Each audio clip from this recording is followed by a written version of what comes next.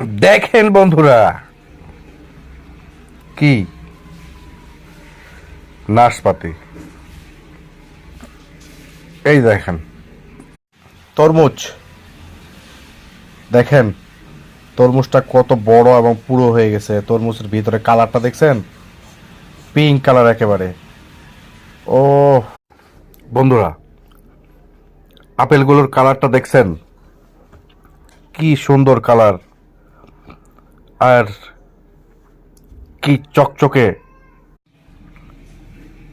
পিচফল, কালারটা কি দেখেন একবার পিচফলের।